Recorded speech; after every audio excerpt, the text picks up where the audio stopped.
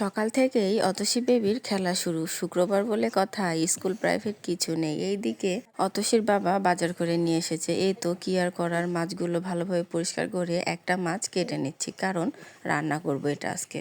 ছোট ইলিশ, তারপরেও কিন্তু মাছের মধ্যে ডিম আছে। আর এইদিকে আমি মাংসটা কেটে নিয়েছি। আজকে ছোট একটা ইলিশ আর মুরগিটা রান্না করব। এই তো ইলিশ মাছ বসিয়ে দিয়েছি, ঝটপট করে রান্না করে নিব, কারণ অনেকগুলো কাজ বাকি আছে।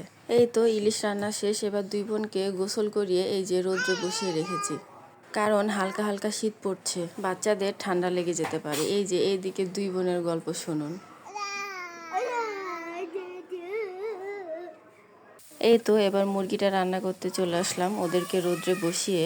বাচ্চার মায়েদের কিন্তু সিরিয়াল মেনটেন করে কাজ করা লাগে, না হলে কাজ কিন্তু শেষ হবে না। এই তো আমার রান্না প্রায় শেষ, মুরগির মাংস আর ইলিশ মাছ। এই তো ভালো থাকবেন সবাই, আল্লাহ হাফেজ।